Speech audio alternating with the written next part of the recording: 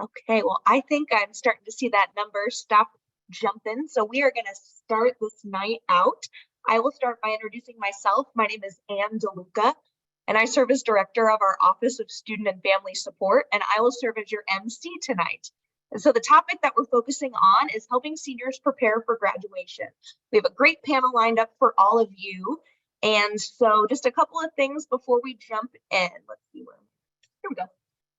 This session is going to go for 1 hour and it will be recorded. So if you have to hop off early, no problem. We will be posting this on our Bluejay Live website, and that'll be up within the week.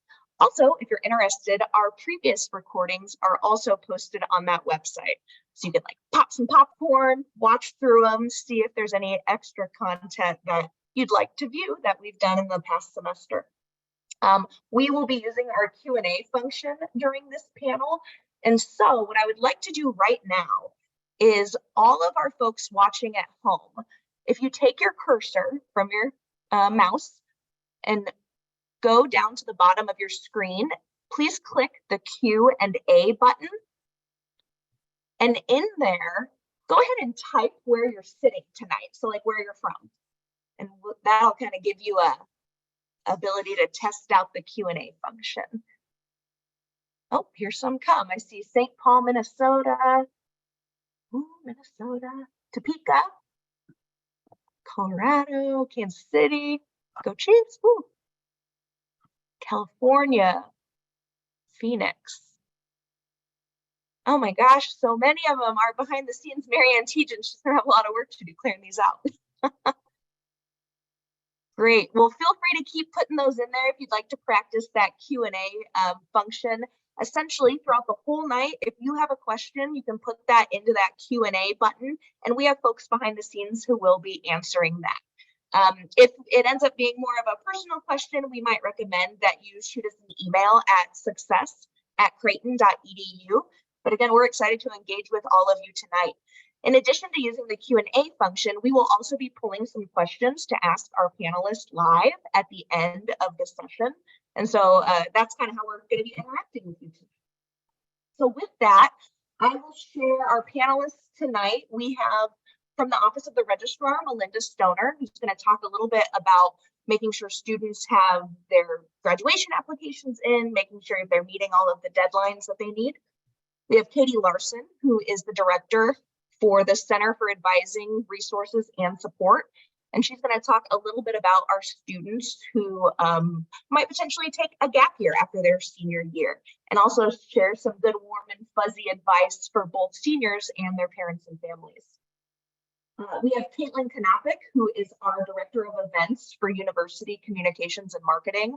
And they're going to share a lot of details about the actual graduation ceremony, which I saw her slides. They're awesome. I think it's going to answer a lot of your questions.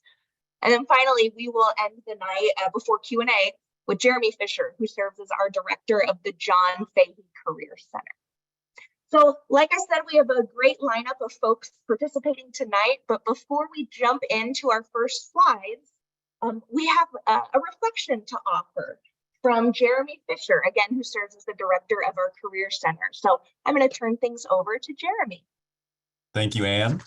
I came across a reflection I thought was appropriate for all of our families as well as our faculty and staff about playing a part in the lives of our students. So bear with us here. Good and loving God, we thank you for giving us the opportunity to play a part in the lives of our students and our upcoming graduates. We are grateful for your guidance and love as we share in this important work. Please bless and guide our students as they progress through this semester, as they chart new beginnings. May what they have learned by being here with us allow them to truly be women and men for and with others. And may what we have learned from them enable us to do the same. Please help them use all that they have learned here at Creighton University to make the world a better place, to serve others in true solidarity and kinship, to seek ways to help the poor, the marginalized, and those who are suffering, and to always seek the greater good. We know that they will experience challenges along the way, and we know that some of them already have, and we ask that you grant them solace and strength, and to assure them that there are people and resources here on campus that want to help them succeed. Finally, Father, We thank you for giving us the opportunity to build our community with these young men and women while they are here. Though they are leaving our campus in a few months, we know that they will always be with us as part of the Creighton family. And we ask that the bonds that have been created here remain strong despite any distance. We ask all of this in your name, in the name of your Son. Amen. Thank you, Jeremy. That's a great reflection to kick us off. I appreciate you sharing that with all of us. So I'm going to pass the torch now over to Melinda Stoner, who's from the Office of the Registrar. Melinda, go ahead. Thank you so much, Anne. As Anne said, my name is Melinda. I serve as the University Registrar here at Creighton, and I want to thank everyone so much for joining us tonight. It's great to have you all with us. You know, the last semester at Creighton before graduation is such an exciting time for students planning to graduate and as they think about the next chapter in their lives. The important step from our office is applying to graduate. So we know whose names to put on all of the communications that get sent out to students. So by now, students have likely received a notification from our Assistant Registrar, Marie, about getting their application for graduation in. The first step is checking the NEST account to be sure that the expected graduation date listed there is accurate. And then students need to complete and submit that application to graduate, or also called the application for the degree. Now, the application requires information such as how they want their names listed on their diploma, how they'll be listed in the online commencement program. For instance, do they want their full middle name? Do they want a middle initial listed? All of that information is captured when the student completes that application for graduation. We also ask on that application for students to provide a phonetic spelling of their name in case it's difficult to pronounce. And that way, when the name is read as they walk across the stage, it's pronounced accurately. They list their gown size and their height so that the registrar's office can order the correct size and length for their regalia. And in addition, because we will mail the diplomas to students after the ceremony, we ask for the mailing address of where students want their diplomas mailed to. Now, the deadline to submit the application for graduation is February 15th for those who will graduate in May. On the next slide. Now, the degree conferral date for all students who finish their degree this spring will be May 13th. And that is also the date of the undergraduate commencement ceremony, which Caitlin will talk more in detail about later. Because final grades are actually due from the faculty after the ceremony, students participating in commencement will receive their diploma cover as they walk across the stage and shake the hand of the president. They'll receive their actual physical diploma, as I mentioned, in the mail. And usually we say mid-June at the latest that they'll be getting the physical diplomas. All students will also receive an e-diploma, which is a verifiable electronic version of the diploma. That is sent to the student's Creighton email address around May 22nd. So they'll get the e-diploma sooner than the actual physical diploma. And we do ask that students will want to make sure that they have any holds cleared on their account so that the diplomas will be mailed out at the appropriate time. So, you know, any parking tickets, anything like that, any library holds, make sure that those have been cleared so there's no issues later on. And then the next slide. The last thing I want to mention is if students need to supply proof to an employer, or, you know, we have a lot of health sciences students who have to take board exams and need to provide an official transcript. Students can actually submit a transcript request really anytime now through their NEST account. and they can select an option that says hold for degree. So they could even go into Nest, place a transcript request, mark hold for degree, and then it will automatically be released once all the final grades have been processed and when the dean's office has verified that degree requirements have been met. So they could get that done now and not have to worry about it, and know that the transcript, their official transcript, will be sent as soon as it's ready. The last thing is just, please don't hesitate to contact the Office of the Registrar if there's any questions. We're available by phone, by email. Students can also stop by in person. We love to see students in person. We're on the second floor of Brandeis Hall above the cafeteria. So thank you so much. Thank you, Melinda. And I have a quick follow-up question too, but even before that, I love how you gave us the visual of walking across the stage and shaking the president's hand. Like, oh, such an exciting thing for our students. Can you share a little bit more? What does the degree conferral date mean? What do students have to do, and what does that actually mean for our students? Well, the degree conferral date is the date that students can say they have finished their bachelor's degree at Creighton University and it's been awarded. It's the same as the awarded date. And so on different forms, if there's forms or perhaps on a resume, if you want to list, when did you earn your diploma? That's the degree conferral date. Thank you very much. You're welcome. Great. Well, we will keep on rolling and we will turn it over to Katie Larson. Hi, everyone. I'm Katie Larson from the Center for Advising Resources and Support. I'm the director there. So first off, just congratulations. You know, anybody who's rolling up to this graduation ceremony, that's just a really wonderful milestone, and that's really exciting. So I want to say congratulations. So the great thing about the final semester of the senior year from an advising standpoint, which is, my background, is the students, for the most part, are really ready to go. So typically what happens is, as the fall semester of the senior year is starting, they're meeting with their advisors or dean's office for some sort of senior check. Every college does things a little bit differently, but basically making sure that everything's in order to graduate on time.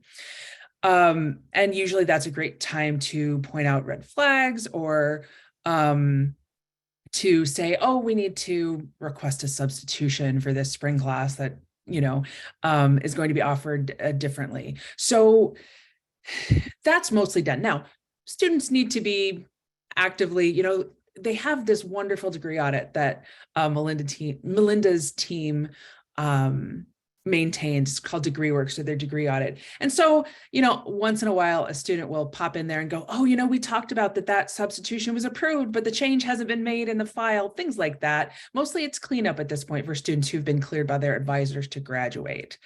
And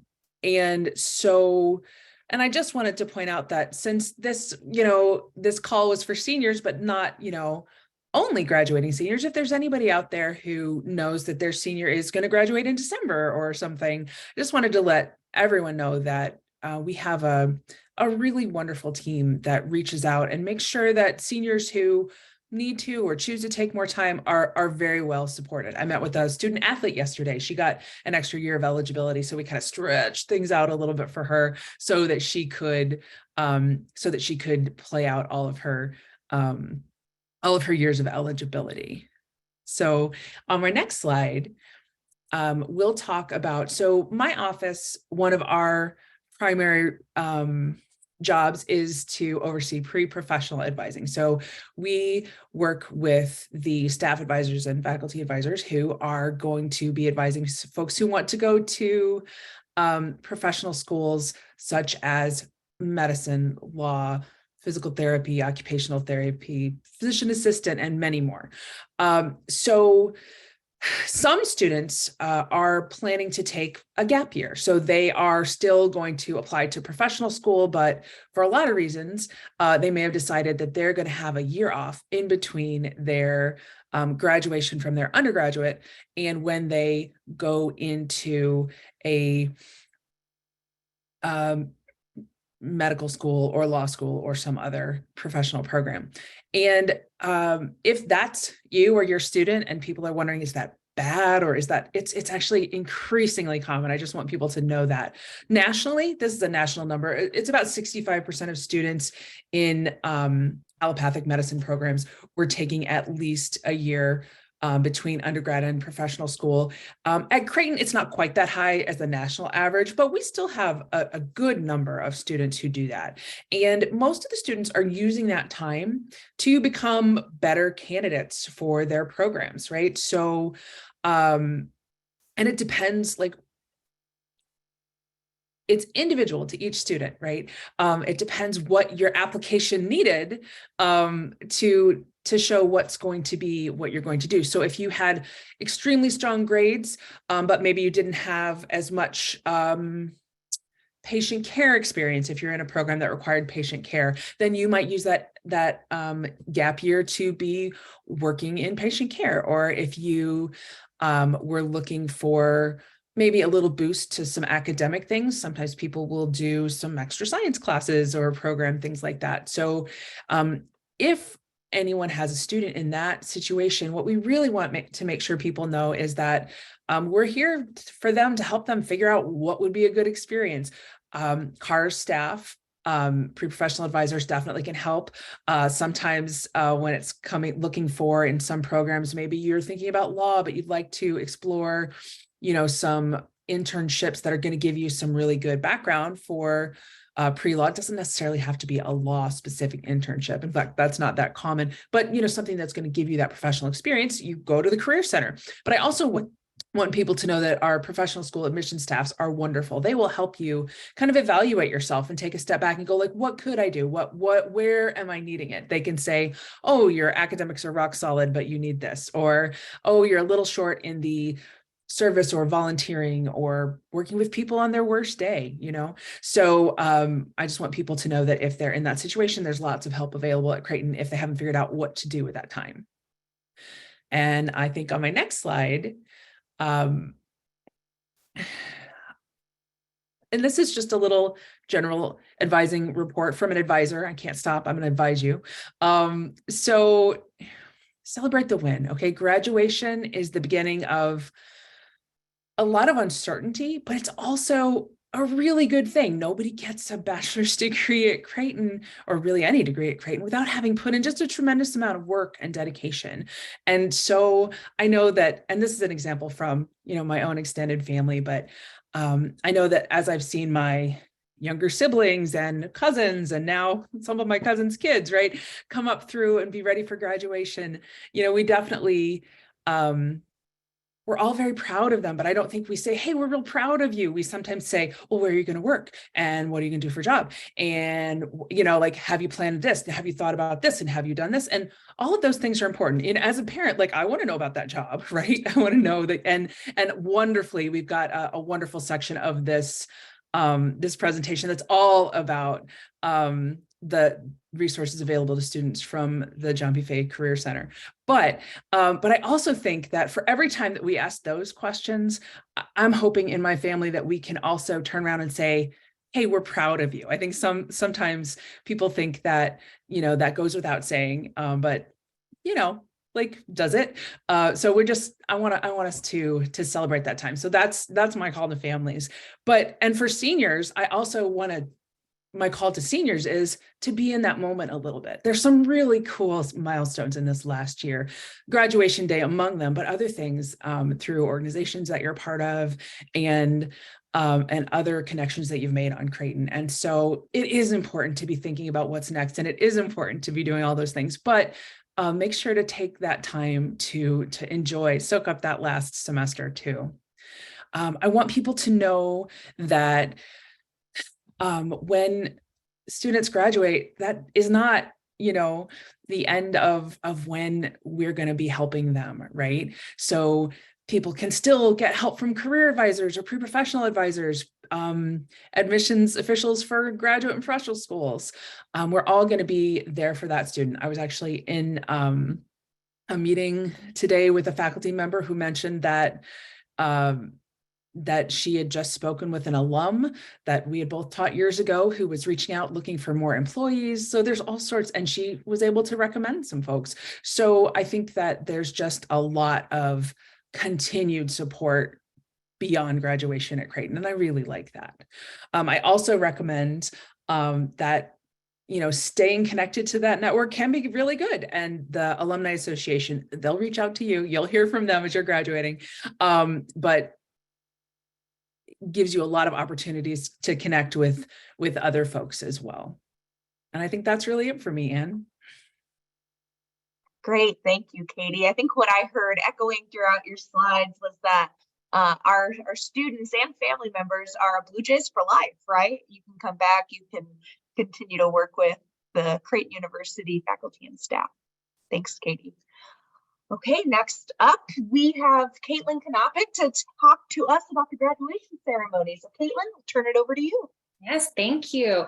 And first of all, I'd like to just say, to second Melinda and Katie, congratulations to all of our graduates and their families. You make a big difference in our graduates' lives and helping them get to this day. And I know it goes so quickly, so please make sure to take and enjoy all of it. But I am Caitlin Knopick, and I am the Director of Events for Creighton University, and myself and my team have the privilege of planning and executing the 7 commencements that Creighton hosts every year. And so I just want to share some important dates and tips and tricks with everyone for the upcoming commencement date. So for our graduates, we will have 3 available dates for all of our graduates to pick up their cap and gown on Creighton's campus. And so those will be listed as Wednesday, May 10th, Thursday, May 11th, and Friday, May 12th at those times. So 8 to 3, 7 to 4, and 7 to noon. And that pickup location will be at the Ruth Scott Training Center on Creighton's campus. Our second big date to keep in mind is we do have a date and time for Baccalaureate Mass. So Baccalaureate Mass will be performed by Father Hendrickson. And we are excited to say that I have signed the contract for Charles Schwab Field, Omaha, formerly known as TD Ameritrade. So we will be celebrating Mass with all of our Creighton family there at that location. With the rain location, fingers crossed, it doesn't happen though, at our Hewitt Fitness Center on campus. And then our big day for undergraduates is the undergraduate ceremony held at CHI, and that will be Saturday, May 13th at 10 a.m. Keep an eye on the calendar though for any individual school events that will be posted, and those will be on our website coming up though. And then I think on our next slide, so some know before you go for the ceremony. We know that there's a lot of questions about that date in particular. Feel free to look at our commencement website. So that will be www.creighton.edu/commencement. And you can find a lot of information about that date posted there. So that will be things such as the link to our live stream that we will have for the ceremony. We will have a digital program available there. We will have all of our dates, times, locations, any kind of FAQs located on that website. And then the big question of the year, no, our guests do not need a ticket to attend any of our Creighton commencements. So we have no cap for our graduates. You can invite everyone that you want, the more the merrier, all are welcome. And then our doors though will be open for our graduates beginning at 8 a.m. for a check-in in Hall A at CHI. And our doors don't open though to find seats for our family and friends until 9 a.m. So just keep that in mind when you're dropping off your graduate. And then yes, our event will be live streamed. So all 7 will be live streamed, and those can be found on our Creighton website. Okay, and then next, so some tips and tricks to think of for the day for our graduates. Please keep in mind for your graduates, they will be on their feet for about 1 to 2 hours before that ceremony even starts. Please make sure that they consider wearing comfortable shoes and drinking plenty of water. I know that that floor can get very hot for our graduates, and some of them sometimes don't realize that they don't have access to water on the floor for a couple of hours. So something just to make sure that they're feeling good, hydrated, ready for the day. And then during this ceremony, we do have a professional company that we work with, and that will be Ceremony Photos, and they will be taking pictures of your graduates as they cross stage, receiving their handshake with Father Hendrickson, and then receiving their diploma from their dean. Those are available for purchase afterward. and then that link will be sent straight to your graduate from the company themselves. And then after the ceremony, our graduates do return their gown to our wonderful cap and gown gentlemen. They do get to keep, though, their tassel and their hat, but maybe keep in mind or think of taking photos beforehand, because we do ask them to turn that in pretty quickly after the conclusion of the ceremony. But feel free if you have any questions. My team and I are always happy to answer any questions, and you can reach out to us at events@creighton.edu, and our email is found on that website. Thank you, Caitlin. So I do have two questions. One we might have to follow up with later, but I will try it. Do you have any information yet about the College of Nursing pinning ceremony?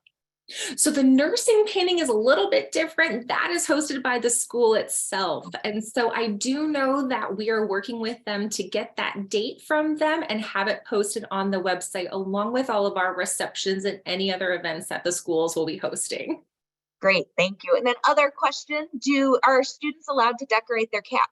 Yes, please do. That is part of the fun of graduation. That is theirs to own and keep forever. So we encourage creativity for their caps. It's just so fun to see them as they walk across stage. So, oh, how exciting. Well, thank you, Caitlin, for all the information. And with that, our students will walk across that stage and then pursue whatever career they found with the Career Center. I'm being super cheesy, but we'll pass it along to Jeremy Fisher. Jeremy, go ahead. Hello, everyone. I am the director of the Career Center here at Creighton, and I oversee all of our undergraduate and graduate career services. And we have career advisors assigned to each of our colleges. So if your student is in the College of Nursing or College of Arts and Sciences or Hyder College of Business, we have career advisors that work directly with the students in those colleges. So the good news is the seniors are the highest amount of appointments that we tend to see every year. Last year, I think we saw over 900 senior appointments, which is about 90% of our senior class. So that first and foremost, I would just encourage your student to make sure that they are engaged in working with a career advisor throughout their senior year process, whether that is looking for a full-time job or a gap year service experience, or looking at continuing their education through applying for a graduate or professional school programs. So Handshake, I want to definitely make a mention of is terms of our online career management system at Creighton University. It's creighton.joinhandshake.com, and that's how students can schedule an appointment with their career advisor. They can request to meet in person or virtually for an appointment, but that's also where students and alumni can access full-time jobs, part-time jobs, internships, volunteer service organizations, opportunities to apply for recruiting events, networking events with employers, and so forth. So last year, I know we had over 45,000 total positions listed. I think 35,000 of those were full-time positions and about 10,000 were internships. So lots of opportunities for our Bluejay students there to be applying for nationally and globally. But the career advisor would love to sit down and talk with you about discussing and clarifying what your post-graduation plans are, if that is looking for full-time employment or, again, applying to grad school or professional school. We will most likely work with you in either of those interests. So if it's applying to grad school or professional school, that might be working with us to help go over your personal statement or do a mock interview with you, for example. So for full-time positions, we're going to be working more closely with you to make sure we review your resume, update your resume, cover letter, personal statement, anything that you might need to formally apply for a position or for a program. And then certainly it can help you prepare for and practice those interviews, whether that's for employment or for grad schools. So, but other advice is certainly, if you haven't already, line up at least 3 professional references, whether that's faculty or maybe an internship or research supervisor or other people that know your work ethic and academics and experience. So if you are looking specifically for a full-time position, some of our job search strategies would be certainly to start, with cleaning up and updating your social media profiles. So your Handshake profile, your LinkedIn profile, maybe ask a friend or a family member to Google search you and see what they can find in terms of other social media, because I promise you other employers and grad school admissions representatives probably are doing that too. So make sure that there's no dirt out there online, and make sure that everything is tightened and cleaned up a little bit for your professional media and online presence. We always recommend too to start early and track job applications. So I always tell students it usually takes a minimum of 2 to 3 months to secure a full-time position. If you think about the time you actually formally apply for a position, you most likely will hear back within a few weeks, and then go on one or possibly and most likely 2 interviews, if not more, for a screening interview or a final round interview. And then you've got, job offer and negotiation or acceptance, phase as part of that process or timeline. So that alone for just one company could take over a month or a month and a half. So I would say at least plan on 2 to 3 months. And, we're getting close to February here. So for our May graduates, this is the perfect time to be starting to look for full-time employment. And then track an Excel spreadsheet of where you're applying, when you applied, what organizations or companies you're applying with, what job titles, and maybe throw the links of the jobs in there, or so you have access to a copy of the job description, which could be helpful when you're preparing for those interviews. The Career Center can certainly help you connect with alumni in different fields of your of interest. So if it's an industry specific interest or a geographic region of interest, we have access to our alumni association contacts, and certainly through places like LinkedIn and so forth, we have a lot of other connections that we can get you connected with our alumni for networking. And then attending career fairs and connecting with employers. We have actually a career fair coming up on February 17th here on campus, where we have about 100 organizations coming from corporations, nonprofit organizations, government organizations, healthcare systems, and service organizations looking for really freshmen through seniors for experiences and opportunities. So highly recommend our seniors attend our career fair on February 17th. It'll be in the Harper Center Ballroom between 12 and 3 p.m. And then lastly, another thing that we can help with our seniors is once you get those job offers, we certainly can help you negotiate, salaries and help you go over your benefits packages and everything that you would need to know before accepting a position to make sure you're getting a really great offer and a great opportunity for you. And then the next slide is just really to close on some good news here. We'll actually be releasing our class of 2022 outcomes here next month. But I anticipate the success of our graduates, especially as it's been pretty similar the last few years, to be pretty high, just as our class of 2021 graduates was. I would say generally we see a 98 to 99% success rate of our graduates for their first destinations. We typically get an 80% response rate from our graduates. So we have a really good idea of where our students are going for, again, employment or grad schools and other service or organizations. So the good news is, again, we're a national institution, so we have connections to employers and alumni, and our students land in about 40 different states every year in about 6 to 8 different countries. So we can certainly help you through the Career Center with getting connected, again, to those industries and to those locations. But overall, nursing, arts and sciences, and business students combined, about 69% went directly into the workforce, and then 27% pursued an advanced degree, so graduate or professional school degree. And then 2% did a gap year, whether that was a 1-year program or a 2-year program, in terms of continuing their postgraduate volunteer service experiences. And then 1% did indicate they were still searching within 6 months of graduating. So we're still working with those alumni as well. And as mentioned earlier, I think by Katie and Ann, our career services and a lot of our resources are available to our Bluejay students and alumni free for life. So you can certainly work with the Career Center even as a recent graduate or an alum, even if that's 5 years out or 10 years out or more. The big difference you'll see here is, if you look at College of Arts and Sciences, we have a 100% outcome rate for our arts and sciences graduates, which is phenomenal. About half went into the workforce, and then almost half went into continue their education. So that's where our Center for Advising Resources and Support does a really, really great job working with our faculty advisors and our pre-professional advisors to help our students prepare for that path. And then our College of Nursing and the majority of our Heider College of Business students tend to go directly into the workforce. So again, that's where the Career Center can really help in terms of helping you with that full-time job search. So we look forward to working with our seniors and definitely encourage them to utilize this if they are not currently. So thank you very much.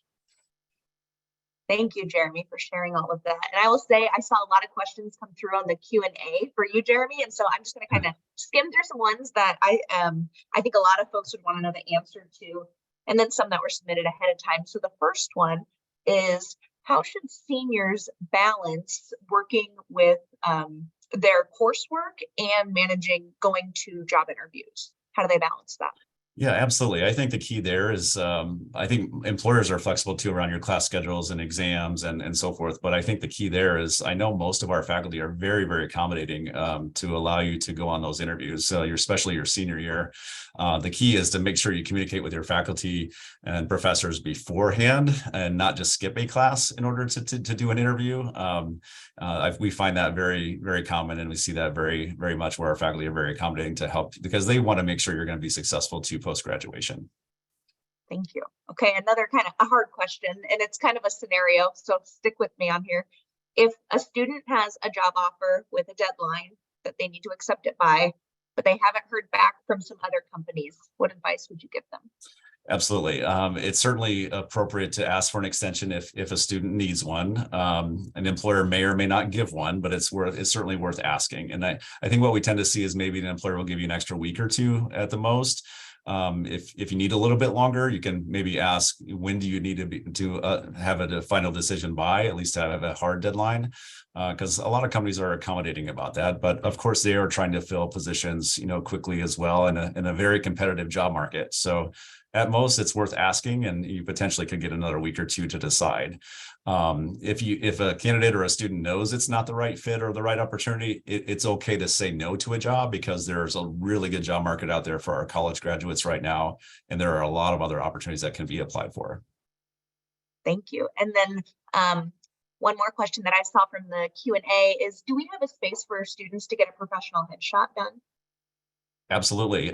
We actually, at our career fair, I'll put another plug in for that. We always have professional photographers at our career fairs, both in the fall and the spring semester. So we will have our university photographer there on our February 17th career fair. But we also can help take photos in the Career Center office as well. And one thing I also wanted to mention too, for students interviewing, we have 6 dedicated interview rooms in the Career Center office that students can reserve for virtual or on-campus interviews as well. Great, thank you.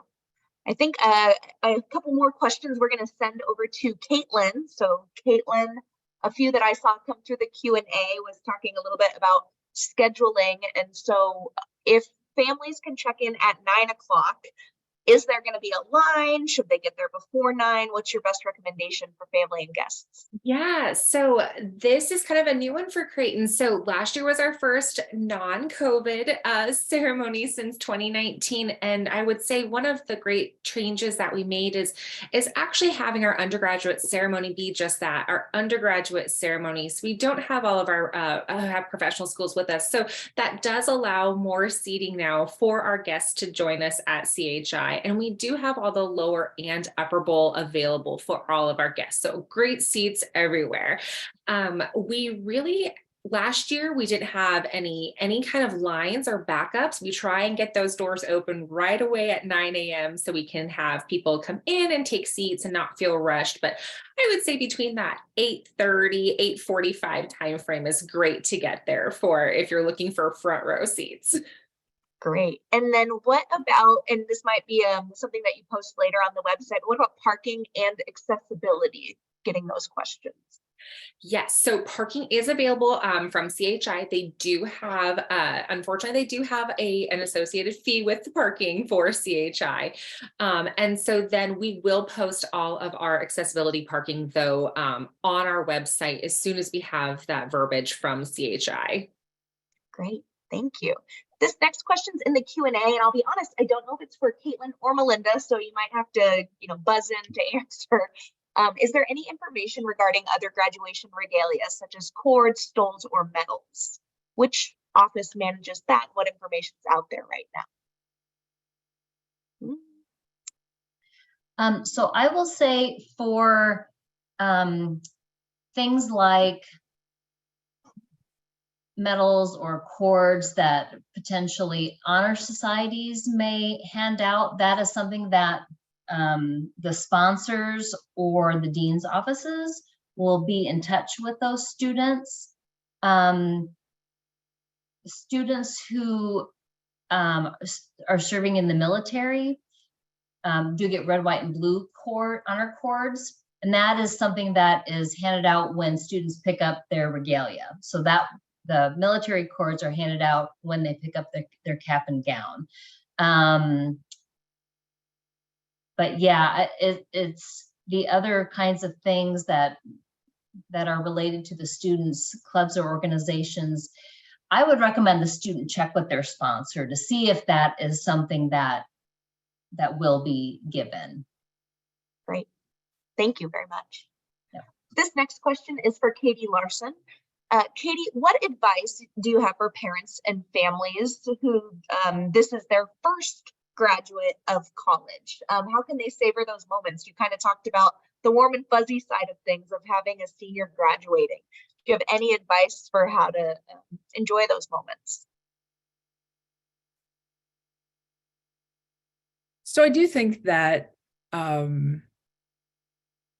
however you want to mark that as a family is huge, but I just do think that taking that step, and whether that's a small family party or a dinner out or whatever, like, especially when you're the first generation college student, when you are making a milestone, or you're getting the first kind of degree in your family, I think that that's really great. I also think that as you savor, as you enjoy, you also give yourself some patience, right? Because I think that sometimes, you have the degree, so like as Jeremy said, some of these things like job searches are going to take 2 or 3 months. I think sometimes I will get my degree and then, so patience with yourself. And also, a lot of our students, they've been, oh, look at the things that they've done. They're great. They graduated high school and they chose a college and they came to college and they did and it's all been like sort of, I know what to do. I know the steps. And now everybody's next step is going to be different. Right. And so acknowledging that that's a little stressful, but still celebrating, I think is really good. Thank you, Katie. No, I think that's tremendous. I will say right now we're at about 8:44. We have about 15 minutes left. So as you all think of questions, continue to put them in the Q&A. But I think what I'd like to do is kind of a speed round, which is what sometimes we do with our panelists, where we ask a question and we ask each panelist to answer. And so I would ask each of you, what advice do you have for students as they finish up their last year of undergraduate work? What's one piece of advice? And I think I will start with Melinda. Savor the moments. Take it all in. That's a simple piece of advice, but really they do need to, even though they're going to be super busy, there's so much going on this last semester, they need to savor it because, time flies. So enjoy. Thank you. Caitlin, what advice do you have to our seniors? Yes, I really only get to see the seniors on that last day. So enjoy that day of commencement, celebrate yourself, celebrate your families, and celebrate all your accomplishments. I mean, you worked hard to get there.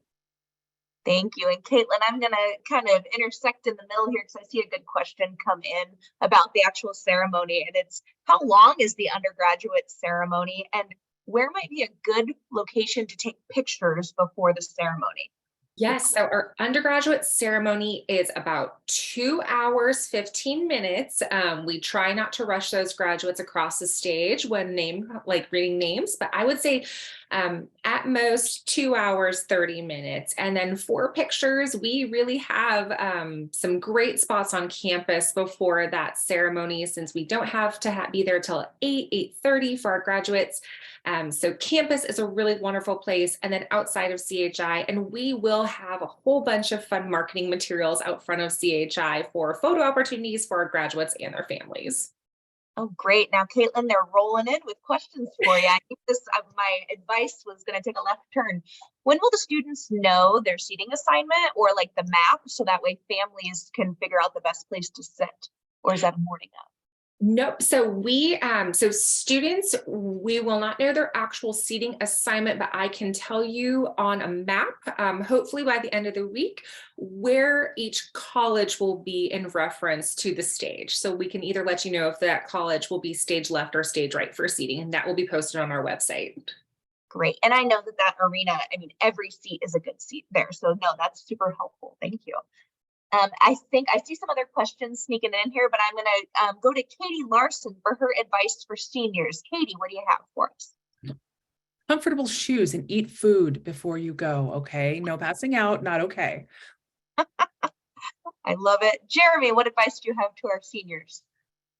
Certainly finish strong, but enjoy your last semester, whether that's doing something fun over spring break or crossing that something that you want to cross off of your bucket list, whether that's here in Omaha or your hometown or something before you graduate, before you start working or continuing your post-grad plans. Thank you, Jeremy. Caitlin, we have a couple questions, which I know will be updated on the website, but there's questions about accessibility, or if parents, grandparents might need some different seating. There were some questions about golf carts around the venue. Can you speak to accessibility at graduation? Yes, so we will post some verbiage on our website regarding parking, especially for accessibility. Our biggest recommendation will always be to drop off at the front doors, just because they don't have spots directly towards the front doors. But I will make sure that we have our website updated with that. And then as far as seating, we will have a map of the arena where we will have accessible seating, plus all of our wonderful volunteers will be knowledgeable when you enter the facility, as well as all the CHI guides. So they will be able to direct and point out any seating and any questions on that. And then golf carts, unfortunately, golf carts are not allowed on public streets, so we can't have golf carts between campus and CHI. Great, thank you. Melinda, this next question I believe would be from you, or we can follow up after the event. But somebody posted, my daughter's graduating in August to pick up 3 more credits, but going through the ceremony, when should they apply? Still February? Yes, so I was just typing a response. It's a really great question. Students can apply now, but the deadline for students who will graduate in August but want to participate in May is March 15th. So they have an extra month to get that application submitted in that case. Great, thank you. I wanted to share my little piece of advice for families and seniors. I know that for me, anytime there's a time to celebrate, my family's really big into the food that we eat and what we do to celebrate. And so I know that a lot of families right now are starting to look at different places for dinner, places for brunch the next morning. And so it's not too early to start figuring that piece out, because I know that's a really great way families celebrate, is having a meal with their family after graduation. So just wanted to throw that out there, that it's not too early. Okay. Are there any school specific graduation parties after the ceremony? Caitlin, is that something that Creighton has done? Yes, so each school and college will host their own commencement ceremony afterwards. And so we are working with all of the deans to get the dates, times, and locations of those posted, as well as if the school has any associated senior nights, award nights, banquet nights. And so we will have a full list of all of those events posted on our website. Again, fingers crossed, final review will be at the end of this week. Oh, great. Oh, that's tremendous. And that is something, folks, that we will post when we post the video of this recording. We will also throw some links that we've discussed today, including how to apply for graduation, the instructions for how to get to there, as well as that website. Okay, I'm looking through questions. Are parents allowed to the banquets or senior nights? Anybody on our panel ready to answer that? Otherwise, we might follow up after. So that will be up to each school or college. Some of them it's hosted for all friends and family. Some it's directed straight for our seniors. And so we will have all of that information posted along with that, if it's for just our seniors or for everyone. Great. Great. Well, it looks like we are at 8:51. And so I think I'm going to kind of close things out here. I want to really thank our panelists for being with us tonight and putting all this great information together.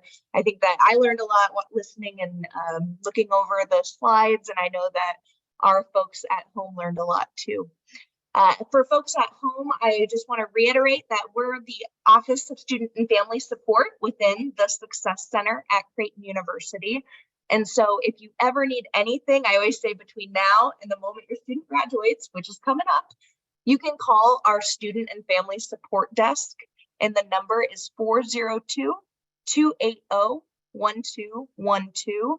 Again, you can call with any questions, big or small. You can also email us at success@creighton.edu. So again, if you have any follow-up questions, if you want to rewatch this recording, it'll be up by the end of the week. And we just hope that you have a wonderful, wonderful senior year. We're so excited for all of our seniors and parents and families. We hope that you all keep in touch and go Blue Jays.